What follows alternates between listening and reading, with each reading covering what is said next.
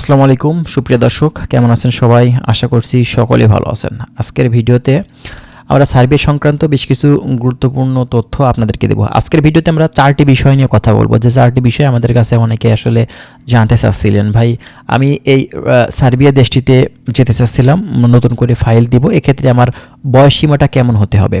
এরপরে অনেকেই বলেন সার্বিয়াতে ঢুকতে গেলে মেডিকেল করার কোনো প্রয়োজন আছে কিনা, মেডিকেলে যদি আপনার আনফিট হয়ে থাকে সেক্ষেত্রে বাংলাদেশে পাঠিয়ে দিবে কিনা।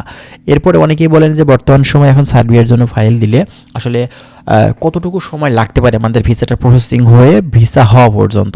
এর পাশাপাশি আসলে কী ধরনের কাজের সুযোগ এই সার্বিয়া দেশটিতে আছে। আজকের ভিডিওটি আপনাদের জন্য বেশ গুরুত্বপূর্ণ, বুঝতেই পারছেন। অবশ্যই ভিডিওটি আপনারা দেখবেন, নতুন করে যারা ফাইল দিয়েছেন। সর্বশেষ ভিসার আপডেট কী আছে সে বিষয় নিয়েও কিন্তু আমরা কথা বলবো। চলুন কথা না বাড়িয়ে মূল ভিডিওটি আমরা শুরু করি। তার আগে অবশ্যই আপনাদের কাছে রিকোয়েস্ট করব, যদি চ্যানেলে নতুন হয়ে থাকেন চ্যানেলটি অবশ্যই সাবস্ক্রাইব করে রাখবেন। আমরা প্রতিনিয়ত চেষ্টা করছি এই সার্বিয়া সংক্রান্ত বিভিন্ন ধরনের তথ্যগুলো আপনাদেরকে দেওয়ার। চলুন তাহলে কথা না বাড়িয়ে মূল ভিডিওটি যাওয়া যাক। প্রথমত আপনাদেরকে বলি, আপনি 2026 সালে এখন সার্বিয়াতে যাওয়ার জন্য চিন্তাভাবনা করছেন। আপনার ডকুমেন্টসগুলো আপনি রেডি করেছেন, কিন্তু জানেন না যে আপনার কত বছর বয়স হলে সার্বিয়ার জন্য আবেদন করা যায়। প্রথমত, যাদের বয়স কম তাদের ক্ষেত্রে 18+, ঠিক আছে। আর যাদের বয়স বেশি তাদের 45 পর্যন্ত। এখন কথা হচ্ছে যাদের বয়স 45+ হয়ে গেছে, যাওয়ার জন্য আগ্রহী, ফ্যামিলিকে আসলে আরেকটু সামনের দিকে এগিয়ে নিয়ে যাওয়ার জন্য, ভালো রাখতে, ফ্যামিলির লোকজনের বাচ্চা কাচ্চাগুলো বড় করতে আপনার টাকা পয়সার কিন্তু অবশ্যই দরকার আছে। এজন্য কিন্তু বয়সটা বাড়লেও অনেকে কিন্তু বাইরে যেতে চায়, ঠিক আছে। অনেকেরই বিভিন্ন দেশে কিন্তু কাজ করার অভিজ্ঞতা আছে, সেজন্য কিন্তু যেতে চায় যে আমার এই কাজের অভিজ্ঞতা আছে, আমি যদি এখন সার্বিয়ার জন্য ফাইল দিয়ে থাকি এক্ষেত্রে অবশ্যই সেখানে গিয়ে ভালো কিছু আমি করতে পারবো, যেহেতু আমি কাজ জানি। তো এই জন্য অনেকেরই বয়স বেশি হলেও কিন্তু সেখানে যেতে চাই।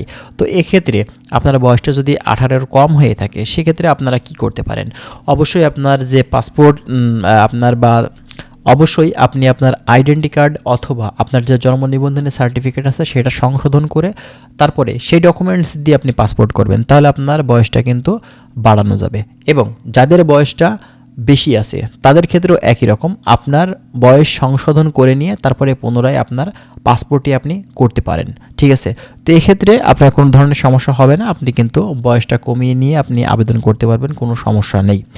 এখন কথা হচ্ছে এই যে দেশটিতে যারা যাবেন আসলে মেডিকেল সম্পর্কে বলে, মেডিকেল করার কোনো প্রয়োজন হয় কি না। সার্বিয়ার ক্ষেত্রে বাংলাদেশ থেকে কোনো মেডিকেল করার প্রয়োজন হয় না।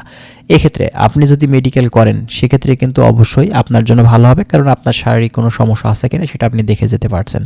কোনো এজেন্সি যদি আপনাকে বলে যে মেডিকেল করতে হবে, এক্ষেত্রে কিন্তু ফ্রড। অনেক এজেন্সি আছে যারা হচ্ছে আপনার মেডিকেল বিজনেস করে, 8-10 হাজার টাকা নেয় মেডিকেল করতে, এখান থেকে একটা প্রফিট কিন্তু তারা পেয়ে থাকে। তো যেসব মেডিকেল সেন্টার থেকে মূলত তারা করিয়ে থাকে সেই সব মেডিকেল সেন্টারের সাথে তাদের সাথে কিন্তু লিঙ্ক লবিং থাকে। দেখা যাচ্ছে 20টা ক্লায়েন্ট সেখানে পাঠালো, দেখা যাচ্ছে যে আপনার কাছ থেকে 8,000 করে নিয়েছে, তো 20টা ক্লায়েন্টে আপনার হচ্ছে 8,000 করে যদি নিয়ে থাকে, প্রতিটা ক্লায়েন্টে যদি 2,000 করে লাভ তার থাকে এজেন্সির, তাহলে কিন্তু 40,000 টাকা অনায়াসে একদিনের ভিতরে কিন্তু তারা পেয়ে যাবে।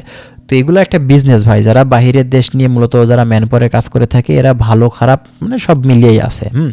তো এটা হচ্ছে মূলত কথা। বাংলাদেশ থেকে আসলে সার্বিয়ার জন্য কোনো ধরনের মেডিকেল করার প্রয়োজন হয় না, মেডিকেল ওখানে যাওয়ার পরে করাই। এখন ওখানে যদি মেডিকেল করিয়ে আপনাকে আনফিট দেখায়, এক্ষেত্রে করণীয় কি? আপনাকে বাংলাদেশে পাঠিয়ে দিবে না, কখনোই না। আর সেখানে আপনার ইন্স্যুরেন্স থাকবে, আপনার মেডিকেল যদি আনফিট হয়ে থাকে আপনাকে চিকিৎসা করাবে, কোনো ধরনের সমস্যা আপনার নেই, আপনি সেখানে চিকিৎসা হয়ে কিন্তু সেখানে কাজ করতে পারবেন, ঠিক আছে। এখন আসেন ভিসার আসলে সময়, কেমন সময় লাগবে সার্বিয়ার জন্য। বর্তমান সময়ে যদি ফাইল দিয়ে থাকেন এক্ষেত্রে আপনার 6 থেকে 8 মাস পর্যন্ত ভাই অপেক্ষা করতে হতে পারে। আমি কখনোই কোনো এজেন্সির মতন কথা বলবো না যে ভাই 3 মাসের ভিতরে আপনার ফাইলটা দিলে ভিসা হয়ে যাবে, ঠিক আছে। কমপক্ষে 6 থেকে 8 মাস পর্যন্ত লাগতে পারে বা প্লাস সময়। এর পাশাপাশি কী কী ধরনের কাজের আসলে সুযোগ এই রাশিয়া, কী কী ধরনের কাজের সুযোগ এই সার্বিয়া দেশটিতে আছে? সার্বিয়াতে আপনি বিল্ডিং কনস্ট্রাকশন সেক্টরে কিন্তু কাজ করতে পারবেন ইজিলি, এবং এর পাশাপাশি warehouse, food packaging, sewing operator, garments কর্মী, হোটেল, রেস্টুরেন্ট, এছাড়াও বিভিন্ন ধরনের কাজের কিন্তু সুযোগ এই 2026 সালে আপনি কিন্তু এই সার্বিয়া দেশটিতে কিন্তু পেয়ে যাবেন। তো বর্তমানে যারা চিন্তাভাবনা করছেন যে সার্বিয়াতে যাবেন, অবশ্যই একটা ভালো মাধ্যম যদি আপনি পেয়ে থাকেন ইনশাল্লাহ অবশ্যই তাদের কাছে দিলে আপনার ফাইলটা আপনি কিন্তু ভিসা করতে পারবেন। কারণ বর্তমানে এখন ভিসা খোলা, ম্যান পাওয়ার খোলা, অ্যাপ্রুভাল দিয়েছে, ভিসা স্টিকার উঠছে, সব দিক থেকে কিন্তু এখন আমাদের হাতের নাগালেই আছে। তো আপনারা যদি ভালো মাধ্যম পান অবশ্যই কিন্তু ফাইল দিতে পারেন। তো যাই হোক বন্ধুরা, ভালো থাকবেন। যদি আরও বিস্তারিত তথ্য আপনাদের জানার থাকে, প্রতিনিয়ত যারা কমেন্ট করেন আমাদের কাছে বিভিন্ন বিষয় সম্পর্কে জানতে চান, তো আপনারা অবশ্যই আমাদের চ্যানেলের সাথেই থাকবেন। আমরা চেষ্টা করছি আরও বিভিন্ন বিষয় সম্পর্কে আপনাদের অবগত করার। ভালো থাকবেন, আল্লাহ হাফেজ।